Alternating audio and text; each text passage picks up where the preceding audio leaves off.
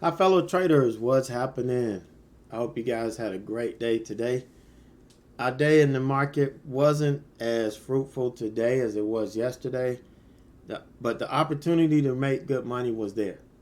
We just didn't have as good a market today as we had yesterday.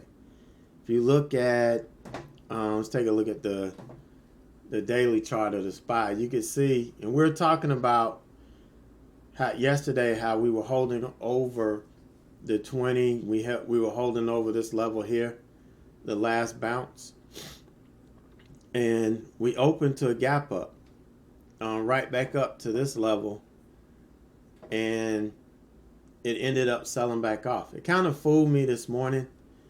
When we look at the 5-minute chart, I'll show you what I was talking about.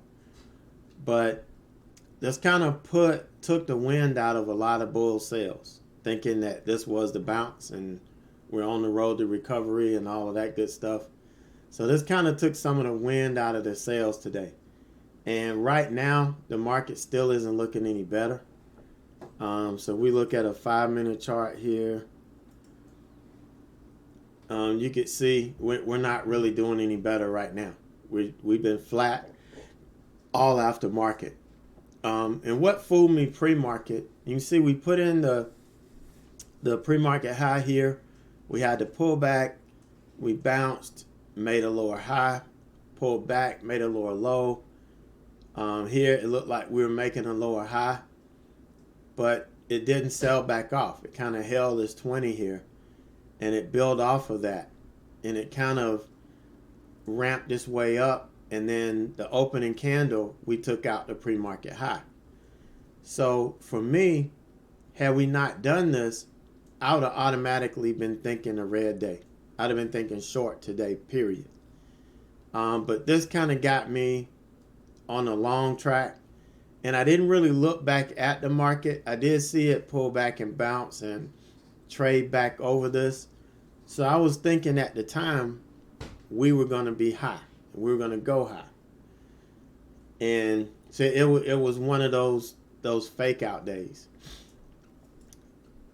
But I know you see the statement up here, the question that I have here. Why do I get stopped out just before the big move happens? And this is tying in to what I talked about last week when I did the lesson on stop losses. Today, I had the perfect example, the perfect storm of what can happen if you don't pay attention to your share size. So I took the exact same trade in two different accounts. One account, I had the right share size. The other account, I didn't.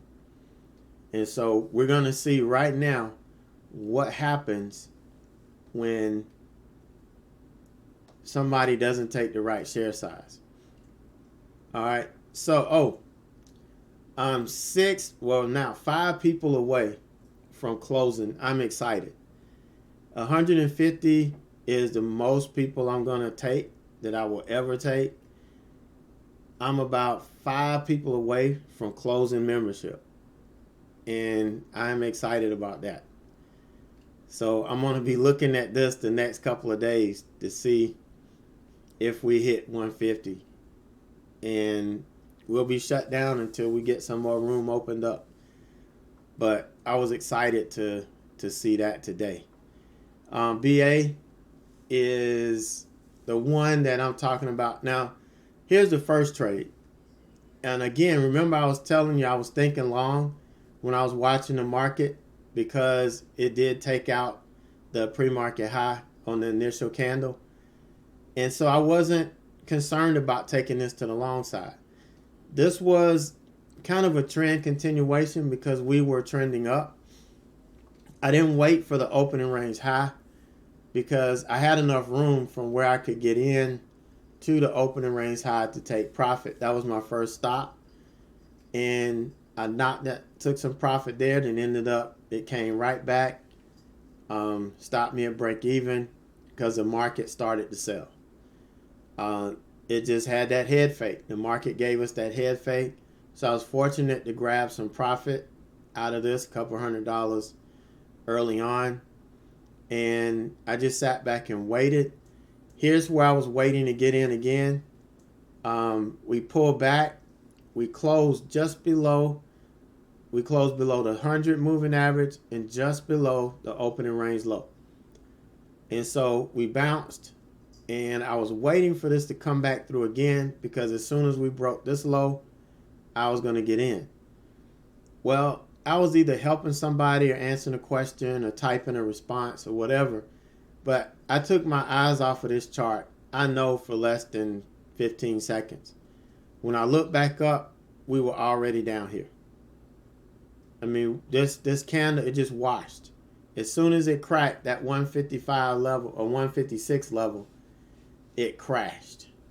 It got aggressively bought off that level here. So I wasn't expecting a big wash, but we got it. I was a little bit agitated, so I didn't take it for this second leg. I could have gotten in here looking for the move down to the 100, red to green. But I said I'll just wait, let it set up again, and we'll see if we can get another opportunity. And you can see all through lunch, we just kind of sat around, couldn't push back over the 100. We tried once, twice, 3, 4 times, and we started coming back. As soon as we established under the 200 here, that's what I was basing my trade off of, I got in. But I got in with too big of a share size. I got in with 300 shares, and I needed to give this a $1.50 range. I needed to give it enough room over the level that I based the trade off of. When you base the trade off of a technical level, you always need to give it enough room to come back and retest. And going in with 300 shares, I can only give it $1 because today my max loss was $300 per trade. That's my max loss. So in order to give it $1.50, I should have gone in with 200 shares. Now, I took the exact same trade in another account, the exact same trade, but with 200 shares. See, and I was able to give it the $1.50. So how did I come up with that $1.50 number? Like I showed you last week, I used the ATR from the previous 6 candles, these previous 6 5-minute candles, to give me an idea what the normal volatility per 5-minute candle would be, the average. And this was, this was a candle, was $1.37. So I rounded up to $1.50 because I use whole numbers. 100, 200, 300, 500 shares. And when I go to $1, $1.50, $2.50, I know right off the bat what my share size was going to be. I don't need to calculate it. I don't need some fancy program to tell me what percent of my account I'm risking and give me some odd share size. I don't need all of that. All I need is something really simple that I could think really quick. And you know, this was right on point. But somehow my signals got crossed. I ended up going in 300 in the other account, 200 in this account. And you could see by staying in the trade, actually was able to nail it. Now my final target was 140. And we came down and kind of traded through this. I think we got to 140.20s before it bounced. But this level here held. And it's actually still holding all through aftermarket here. Is this level still holding? But it bounced off of this. I only had 25 shares, so I held it. Once it claimed the 9, it stopped me out, and we were done. Even though it did reject the 20 and pull back, it never did do what it was going to do. But I have, again, I have to respect my stops. I have to respect the plan. If I start changing my plan because of something like this, then later on down the road, things are going to start to unravel, and I may not be able to get it back. So it's really, really important to follow your plan no matter what. So really nice move on this, but it was all because I had the right share size. I was able to give the trade enough room to move. My volatility stop was above the 200, and so it would have been able to test it and even run up and tap the 20 and come back. So that's the lesson for today. This is a perfect example as to why you want to make sure you have the right position size that's going to allow you to give your trade enough room to work. You do that every time, you rarely get stopped out. You guys see, a lot of times I won't get stopped out. The move actually works because I had enough room to give it. And as long as the market's not overly volatile, it works out really, really good. So that was that. The other stock I traded was ZM. And you can see this one bounced, kind of came out the bottom. This trades opposite the market a lot. So it doesn't always follow the market. So once it recovered and it got through everything, I got a nice window that I thought I could get some good profit in. From here, from the 50 to the 100, then from the 100 to the 200. Always looks like a good, window here. So I got the first part of the move. Here's the break of the 50. We pulled back, retested it. I bought it on the break. Same thing I did with BA, except this was inverted. BA was a short, this was a long. So I got it. First target, the 100 period.